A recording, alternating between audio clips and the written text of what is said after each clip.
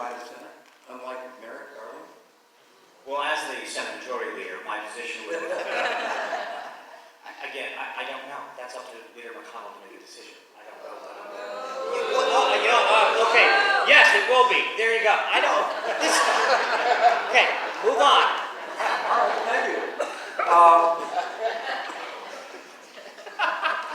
If I answer it, you don't like it. If I don't answer it, you don't. No, it's not that I like it. I'm just interested in what you have to say.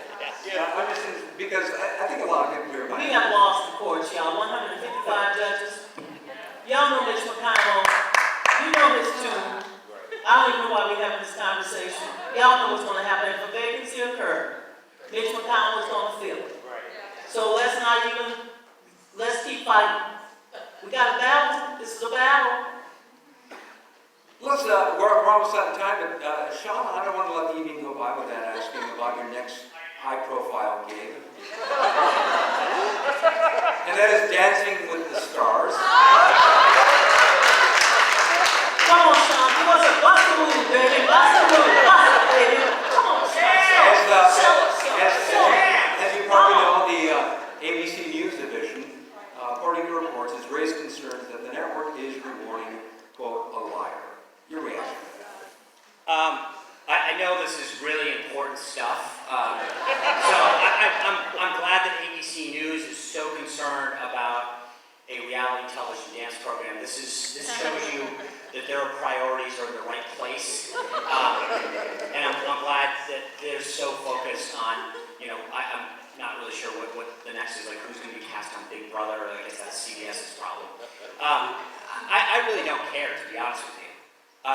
I didn't do this to appeal to anyone or care. I figured I'd finally have some fun, do something that, able to laugh at myself a little, be able to actually tell my children they can watch the program that I'm on. But, I mean, I've lost 10 pounds. I feel great. This is wonderful. So, I don't really care what the news division thinks about a reality show about dancing. Well, it goes a little further than that, according to people on the ABC News. Of course it does. One ABC News staffer is quoted as saying, "It is a slap in the face to those of us who had to deal with this baloney and the consequences of the ongoing lies and disinformation campaign at the White House," just for the record. I have to ask you something else. You've been asked about this 100 times. But Melissa McCarthy spoofing you did that hasten your leaving as press secretary? It probably did. So can I, do you have a minute to, okay, so my wife and I usually on Saturday nights catch up. She had gone to bed. I went to bed shortly after she did. And we woke up the next morning, getting ready to go to church, and we got two small kids and they were running around trying to get ready. My wife says, "Did you stay up to watch Saturday Night Live?" I said, "No, I went to bed just moments after you did." She said, "Well, you're going to want to see this." And we were late for church, and so I hustled to get the kids in. We go to mass, and I have two phones, one the White House phone, my personal phone, and the personal one is just like zzz, zzz, it's buzzing. And I was just like, this is Donna. This was like Catholic. God was going, "I got 1 hour. You either pick up that phone or you pay attention to me." And I was like, okay. So I knew it wasn't the White House phone, so nothing was happening. Mass ends, we're walking out, and I look down, and she's like, "Oh my God, that was funny." Laughing. I'm still laughing about last night. And my son looks at me, he goes, "Hey, can we go buy Dunkin' Donuts on the way home?" And I was like, "No!" And we get in the car, and that first sketch was in the middle of the thing. So I'm sitting in our kitchen going through the DVR, like trying to find out where it is. I see this C-SPAN cold open and Chiron come up, and I literally just stopped and froze. And I think, depending on who you are, for me, growing up, Saturday Night Live obviously is something we still DVR every week, and it's iconic. I mean, you've got Chevy Chase and Eddie Murphy. I mean, there's iconic people, but it's partly that we, at least me and my friends, quote all the time. And here I am, going, "Oh my God."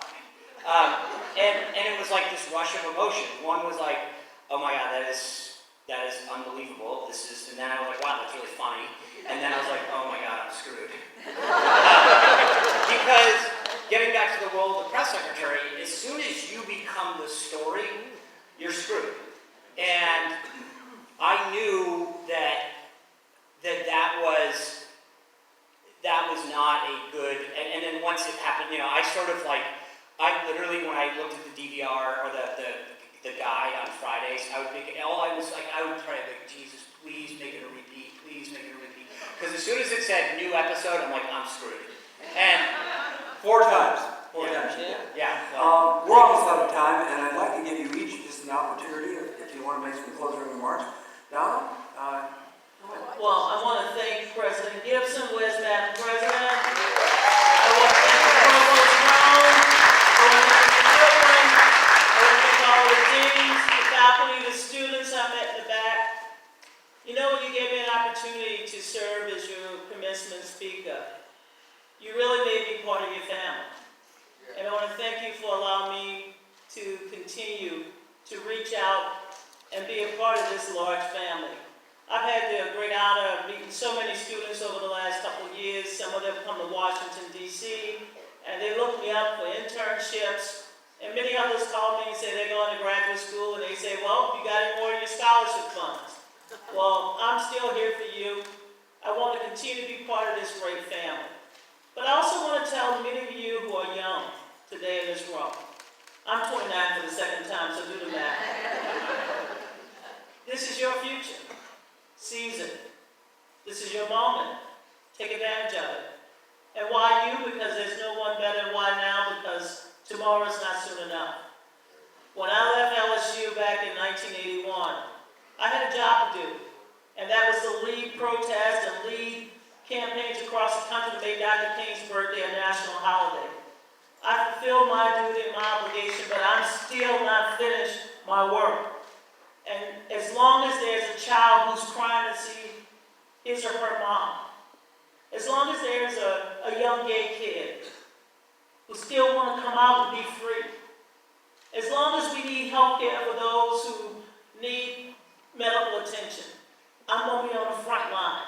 And I hope to see you on the front line. So thank you. Go Eagles. Fight. Stand. But be open. Be open to listening and respecting others. And I want to thank you, Phil, and I want to thank Sean for being here as well. And God bless you all.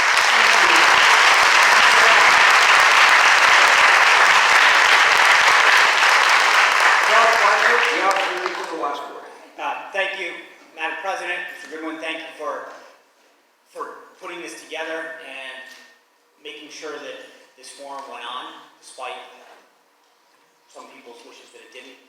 I have commented to others before, but when I was in school, I look back on it now and I realize we never had a single conservative speaker.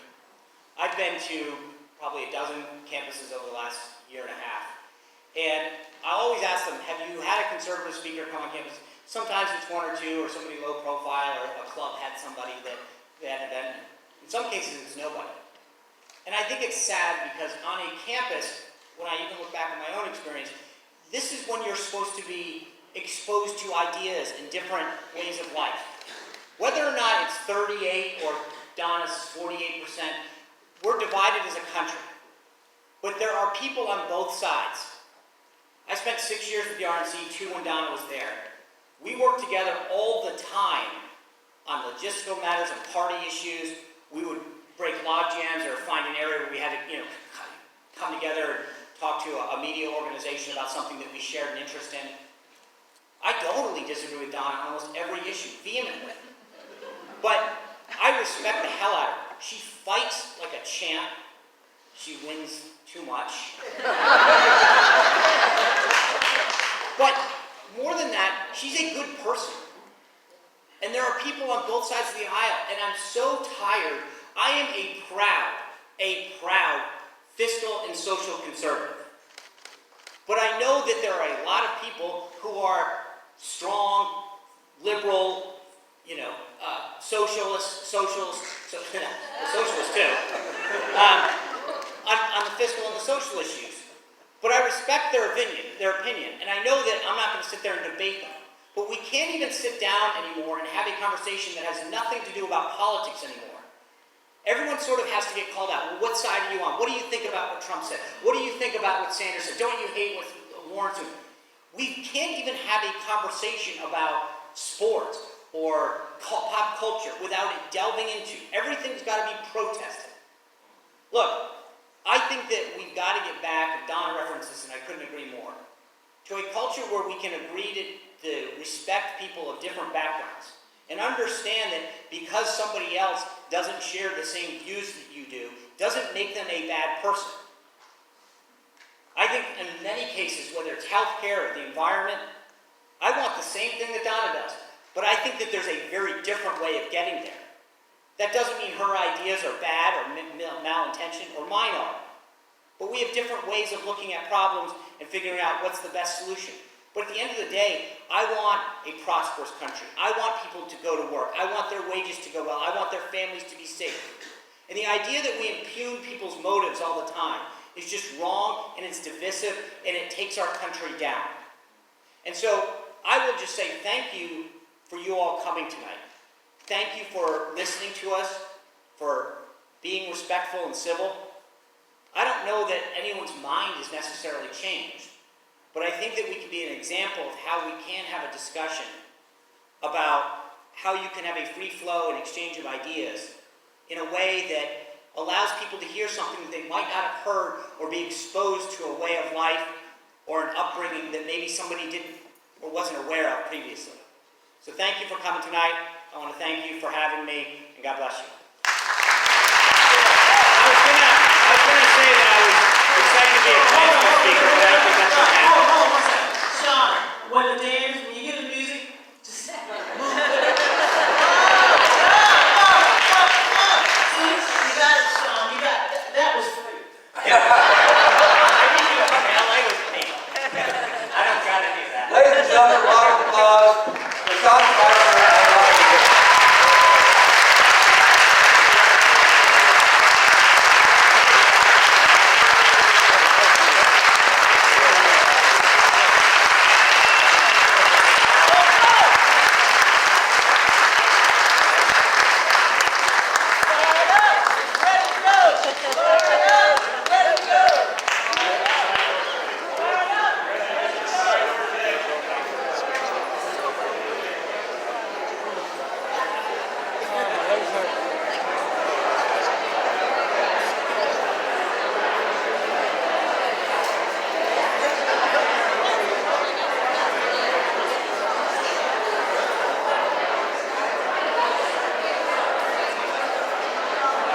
Hi.